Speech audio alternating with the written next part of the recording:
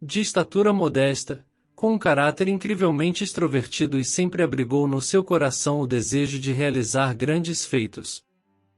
Assim era São Francisco de Assis, de quem conheceremos e rezaremos hoje. Você sabia que a popular oração de São Francisco na verdade não é dele? A história de São Francisco é muito bonita e inspiradora, e creio que você vai gostar. Por isso, te peço que deixe seu like, se inscreva no canal, caso ainda não seja inscrito, e ative o sino das notificações, assim sempre que sair vídeo novo no canal, você recebe um aviso do YouTube. Nascido em 1182 como filho de Pedro de Bernardone, um próspero comerciante de tecidos, e Pica, uma nobre provençal, ele cresceu em meio à opulência de sua família e à agitação da vida mundana. No entanto, após retornar de sua árdua experiência militar, Francisco estava doente e emocionalmente abalado, tornando-se irreconhecível para todos ao seu redor. Algo mais profundo do que apenas as vivências no campo de batalha havia deixado uma marca indelével em sua alma. São Francisco nasceu em 1182 na cidade de Assis, na Itália. Filho de Pietro Bernardone e Madonna. Quando jovem, ele se envolveu na guerra entre as regiões de Perusia e Assis, em 1202, e durante a Batalha de Colestrada, foi capturado como prisioneiro, sendo posteriormente libertado no ano seguinte.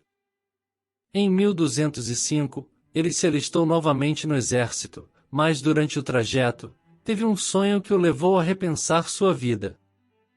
Esse momento marcou o início de sua conversão. Ele se afastou de seus amigos, passou a se dedicar à companhia dos pobres e intensificou sua vida de solidão e oração. Eis que em 1206, aos 24 anos de idade, Francisco renunciou às riquezas de sua família e se mudou para Gubbio, onde dedicou-se ao cuidado dos leprosos. Mais tarde, em Assis, ele adotou o hábito de ermitão e empreendeu a restauração das ermidas de São Damião, São Pedro e Santa Maria dos Anjos, também conhecida como a Porciúncula. Foi em 1208, enquanto assistia a uma missa na Porciúncula, que Francisco ouviu o Evangelho sobre o envio dos discípulos em missão e descobriu sua vocação evangélica e apostólica. Ele começou a pregar sobre a paz, igualdade entre os seres humanos, a renúncia às riquezas, a dignidade da pobreza, o amor por todas as criaturas e a chegada do reino de Deus. Nesse período, seus 3 primeiros seguidores, Bernardo de Quintavalle, Pedro Catani e Gil de Assi, uniram-se a ele, dando origem à primeira ordem franciscana. Em 1209, Francisco escreveu a primeira regra da ordem, que delineava o estilo de vida dos franciscanos, baseado no amor, na oração e na paz, incluindo votos de completa pobreza, sustento através do próprio trabalho ou esmolas, e a oferta de um exemplo de renúncia de si mesmo. Ele viajou a Roma com seus 11 seguidores para se encontrar com o Papa Inocêncio III e obteve a aprovação verbal da regra. A Porciúncula foi escolhida como o primeiro lar da ordem. Porciúncula, guardem bem esse nome, pois ainda voltaremos a falar sobre nesse vídeo. Em março de 1212, durante o Domingo de Ramos, Clara se uniu a ele, inaugurando a Segunda Ordem Franciscana, também conhecida como Clarissas ou Damas Pobres. No mesmo ano, Francisco embarcou rumo à Síria para continuar seu trabalho apostólico no Oriente, mas ventos adversos forçaram seu retorno à Itália. Nos anos seguintes, Francisco viajou por toda a Itália, França e Espanha. Em 14 de maio de 1217, durante o Pentecostes, o primeiro capítulo geral foi realizado na Porciúncula, com o objetivo de organizar seus seguidores em províncias e designar locais específicos de missão. A ordem foi dividida em 12 províncias. Em 1219, Francisco conseguiu viajar para o Oriente, onde foi recebido pelo sultão do Egito, mas teve que retornar rapidamente à Itália devido a desentendimentos entre seus seguidores. Em 1220, ele se retirou do governo da ordem e nomeou Pedro Catão como seu vigário.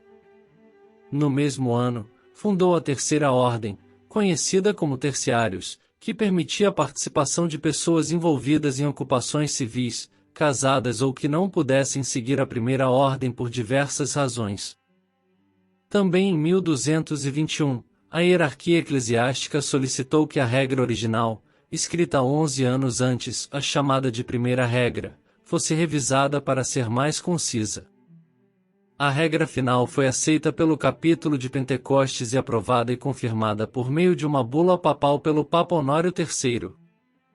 Em 1224, Francisco passou a Quaresma de São Miguel no Monte Laverna, nos Montes Apeninos, Itália, praticando penitência e, durante esse período, recebeu as chagas da paixão de Cristo em seu próprio corpo. Ele também enfrentou uma grave infecção nos olhos que o deixou quase cego, mas mesmo assim continuou sua pregação. Em 1226, seu estado de saúde deteriorou-se progressivamente, e ele foi transferido de volta para Assis. Sentindo a proximidade da morte, pediu para ser levado de volta à Porciúncula. No sábado, 3 de outubro de 1226, por volta das 19 horas, Francisco faleceu aos 44 anos de idade. No dia seguinte, domingo, 4 de outubro, seu corpo foi transportado para Assis e sepultado na igreja de São Jorge. Em 16 de julho de 1228, o Papa Gregório IX canonizou Francisco de Assis, tornando-o santo. Esse foi um resumo da vida desse tão grande santo, porém vamos analisar mais a fundo. As palavras que ele recebeu em um sonho, em Spoleto, nunca o abandonaram. Por que te preocupas em buscar o servo em vez do Senhor? Essa experiência mudou completamente o curso de sua vida, impulsionando-o a buscar incessantemente o chamado de Deus. Através da oração e da contemplação nos campos silenciosos da Úmbria, ele chegou a um ponto em que começou a ver os leprosos e os marginalizados como irmãos, apesar de sua aversão inicial por eles. Francisco viria a conhecer outro santo, São Damião. E em São Damião, ele ouviu novamente a voz que o havia perturbado em Spoleto. Francisco, vai e restaure a minha igreja, que como você pode ver, está em ruína. Aquela advertência, anteriormente interpretada como um chamado para reconstruir fisicamente a igreja em ruínas, ao longo dos anos, revelou seu verdadeiro significado. Ele estava sendo chamado a renovar a igreja, que naquela época estava dividida por conflitos e heresias, em espírito de obediência a Deus. Francisco, movido pela alegria indomável de se sentir amado e chamado pelo Pai, intensificou seu desejo de viver na dependência da providência divina e, em nome do Evangelho, decidiu doar todos os seus bens aos pobres. Essa escolha causou um conflito irreparável com seu pai, Pedro de Bernardone, que o denunciou publicamente. Foi nesse momento que Francisco declarou seu compromisso de se tornar esposo da Senhora Pobreza, simbolicamente despojando-se de suas roupas diante do bispo Guido. Muitos companheiros se juntaram a Francisco, compartilhando seu desejo de viver o Evangelho em sua forma mais pura, através da pobreza, castidade e obediência. Em 1209, o primeiro grupo de frades viajou a Roma para encontrar o Papa Inocêncio III, que ficou impressionado com o jovem de olhos brilhantes e aprovou sua regra. A regra foi finalmente confirmada em 1223 pelo Papa Honório III. Clara, uma nobre de Assis, também foi atraída pelo carisma de Francisco, e ele a acolheu, dando início à Segunda Ordem Franciscana, conhecida como Clarissas, ou as Pobres Damas. Essa Clara viria a se tornar Santa Clara. Além disso, ele fundou uma terceira ordem para leigos. O amor apaixonado de Francisco por Cristo levou a representar o primeiro presépio vivo em Grexio, no Natal de 1223, e a receber os estigmas, tornando-se o primeiro santo da história a compartilhar essa experiência. Ele, conhecido como Jogral de Deus, testemunhou a alegria da fé, aproximando-se do Evangelho e cativando a atenção até mesmo do sultão na Terra Santa. A vida de Francisco foi um constante hino de louvor ao Criador, culminando com o Cântico do Irmão Sol, a primeira obra-prima poética da literatura italiana, escrita quando ele estava debilitado pela doença. O santo encontrou alegria em seu encontro final com Jesus, quando a irmã Morte veio visitá-lo na tarde de 3 de outubro de 1226. Francisco faleceu aos 44 anos, no chão áspero da Porciúncula, o lugar onde ele havia recebido o dom da indulgência do perdão. Sua canonização ocorreu apenas 2 anos depois. São Francisco continua a inspirar muitos a obedecer à Igreja, promover o diálogo entre todos, buscar a verdade, praticar a caridade e proteger a criação. Lembram que eu falei para você lembrar da Porciúncula? A cada ano, em 2 de agosto, os fiéis de todo o mundo têm a oportunidade de receber a indulgência plenária da Porciúncula, também conhecida como Perdão de Assis. Essa graça remonta a 1216, por solicitação de São Francisco. A Porciúncula é uma pequena capela que agora faz parte da Basílica de Nossa Senhora dos Anjos, em Assis, Itália. Designada como Patrimônio da Humanidade pela Unesco, é um local muito visitado por milhares de peregrinos e tem grande significado para a Igreja por várias razões. Origem da Ordem Franciscana. São Francisco descobriu sua vocação e passou a maior parte de sua vida nesse modesto templo, que foi doado pelos beneditinos. O ministro provincial da Ordem Franciscana no Chile, Padre Isauro Covilli, explicou que São Francisco considerava aquele lugar como um pedacinho do céu na terra e decidiu reconstruir a capela com a ajuda de outras pessoas e leprosos. Padre Covilli afirmou que a Porciúncula representa o início da Ordem Franciscana, da vida evangélica de São Francisco e de Santa Clara. São Francisco sempre se esforçou para que os irmãos que habitavam naquele lugar fossem virtuosos, pois ele o considerava um lugarzinho onde o céu se fazia presente. Local de perdão. Em 1216, enquanto São Francisco orava na Porciúncula pela saúde das almas e pelos pecadores, teve uma visão de Cristo e da Virgem Maria cercados por anjos. O santo pediu a Jesus indulgência para todos aqueles que visitassem o templo, e com a permissão do Senhor, São Francisco apresentou o pedido ao Papa Honório III, que concedeu a autorização eclesiástica. Padre Covilli destacou que essa indulgência representa a vida penitencial, um retorno contínuo a Deus, um voltar-se para Deus com amor, um encontro com o amor de Deus que repara e purifica os corações. Renovação da missão. A Porciúncula é vista como um chamado à renovação da vida e da dignidade humanas. É um lugar onde São Francisco viveu o Evangelho de Jesus e de onde enviou os primeiros irmãos em missão. Essa festa nos convida a voltar a Jesus Cristo, ao Evangelho e ao essencial, a abraçar os pobres e os excluídos, a promover a fraternidade, a comunhão e o diálogo, e a renovar a missão da Igreja. Valorização do feminino. A amizade, fraternidade e orientação de São Francisco na vida de Santa Clara são um exemplo do valor do feminino, desafiando a Igreja a reconhecê-lo e incorporá-lo de maneira genuína na vida da fé. A festa da Porciúncula destaca o papel das mulheres na fé e na história da Igreja.